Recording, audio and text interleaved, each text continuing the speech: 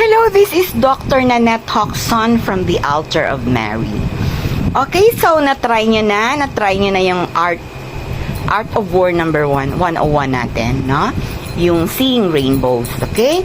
So, ang rainbow, if you see rainbow, at kaya mo palang i-manipulate ang conscious mind mo, ang tawag dyan ay the power of the mind na nawala sa atin. Yan dapat ay nakikita natin. Sa ngayon, gagamit tayo ng third eye para makita natin kasi lumiit na ang ating pineal gland. Pero ngayon nalaman na natin na kaya pala natin ibalik yung ating third eye sa pamamagitan na maging espiritu tayo. At para malaman natin na tayo ay espiritu, tayo ay mapagmahal, masayahin, di ba? Peaceful. Ay, English ko na ulit. Love, joy, peace, kindness, gentleness, long-suffering, temperance, meekness, faith. Wala tayong pride, lust, anger, greed, envy, covetousness, and sloth or shortcut. Wala tayong ka-ego-ego. Yan lang prerequisite. Kaya mo na ngayon because that is power, no? Gusto mo lagyan ng rainbow si Torre dun sa Cotabato ay sa Davao or KOJC, go lang, no? Ganun lang, that's the power. So makita ni God na bumabalik na ang yung truth ay nakukuha na ng kanyang mga anak. Okay, so sa pangalawa tayo ngayon, the Art of War 102. Okay, so hope ma-practice nyo yun, no? Yung Art of War number 1. Okay, sa 102, ganito.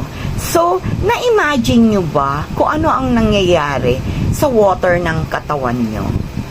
Diba? Naiisip nyo ba ano ang nangyayari kung ang katawan natin ay natatamaan ng ilaw galing sa mga stars, moon, and sun? Ano ang nangyayari sa katawan natin, sa tubig ng katawan natin?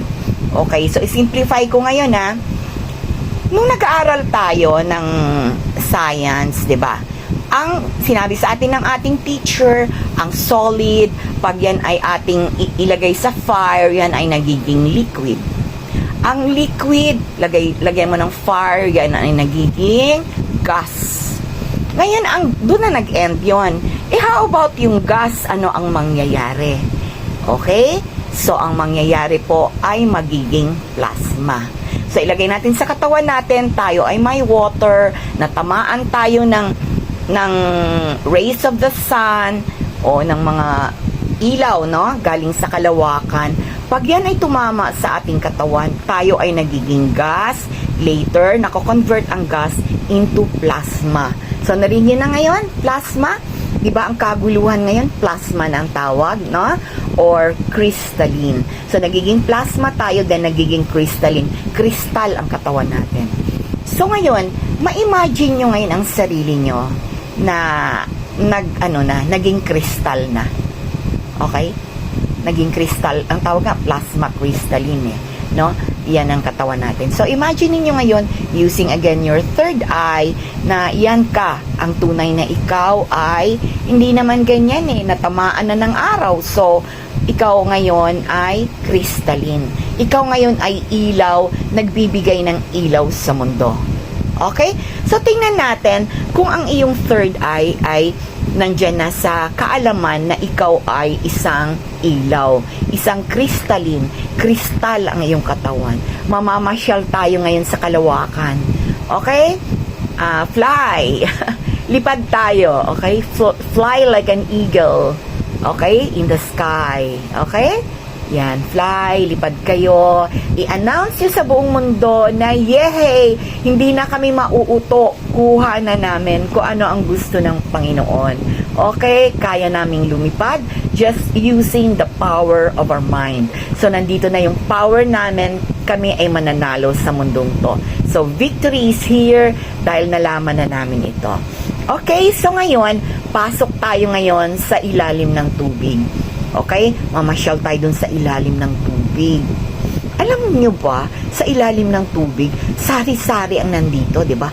Mga nuclear, mga chemicals na pangpatay sa atin. dito ginagawa yung mga papatay sa atin, no? Mga panira ng ating pag-aari na earth, andito lahat. Okay? So, puno yan ng chemicals bukod dun sa mga dumi na tinatapon natin. So, ngayon, linisin natin siya.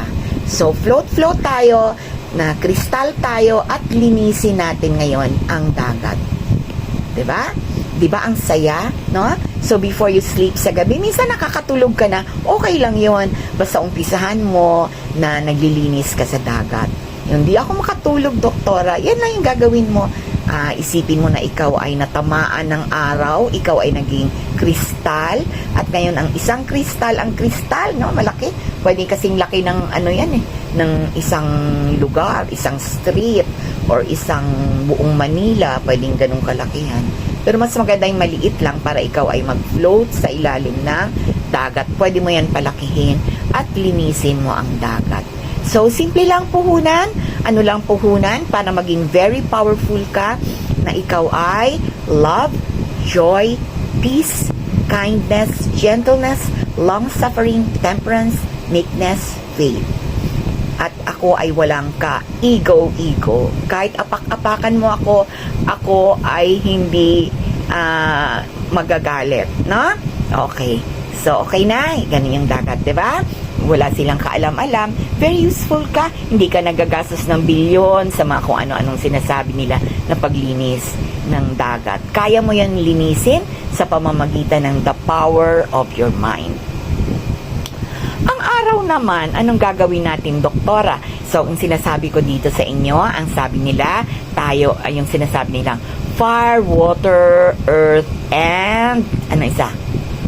Earth and air. Yan ang pag-aari natin, di ba? So, pumunta na tayo sa air, lumipad-lipad na tayo like an eagle, tayo ay pumunta na sa ilalim ng dagat, milinis natin. Ngayon, anong gagawin natin sa sun? Ay, sasayaw tayo, no? Paikot-ikuti natin siya, lalaruin natin siya. So, ang silaw-silaw, doktora, o yan ang testingin nyo ngayon. Yung makita nyo, makatingin kayo ng diretso sa araw. So, siguro, makikita nyo yan pag medyo hapon na, no? Kaya nyo nang tumingin sa araw ng diretso. So, practice muna kayo sa hapon. Although, kahit sa kainitan ng araw, pwede nyong gawin. Hindi po masisira ang eyes nyo tulad ng sinasabi nila. Lagi ko po yan ginagawa. Naglalaro ako sa sun. So, laruin nyo po ang araw, ikot-ikot kayo sa kanya, no? And you will be happy. At makikita nyo ngayon yung mga colors, kung paano malaman na effective ka. Yung mga colors, makakita ka ng mga iba-ibang colors sa sky, sari-sari. Ang mga punong kahoy ay nagiging violet. Kung puti ang iyong damit, ay nagiging kulay yellow or kulay blue, ganon. So, maglalabasan ngayon ang mga kulay. Magic talaga. So, dun yung makikita na, ay, totoo yung sinasabi ni doktora. Diba? Okay, so pasok tayo ngayon sa ilalim ng lupa. Okay?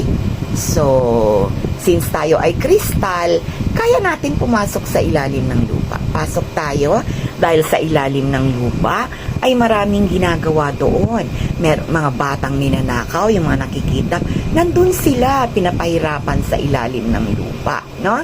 Tapos yun, ikot-ikutin natin yon kasi atin yan, no? Hindi sila pwedeng tumira dyan kasi marami din dyan mga nakatira ngayon, maraming mga constructions. So, ikot-ikot tayo, ikot-ikot. Alam mo ba yung anong tawag dito? Makita mo, mahilig ako maglagay ng mga ikot-ikot or LEC. Yan, lagyan mo, mag-LEC ka dyan. Kunyari may bit-bit kang LEC, no? I-ano mo siya, no? Yan, lagyan mo ngayon ng LEC, ng mga parang electric fan, ganun. At pakita mo ngayon na ikaw ang may-ari ng earth. So, ganun. Okay? So, alamin ang turo ko at ipasa sa iba para marami tayo ngayon. Okay? So, para finally, victory talaga tayo. At bakit natin to ginagawa? Pinapaalis na natin ang mga hindi kasama dito sa mundong to. Okay? Ang mga nandito lamang ay yung may espiritu, no?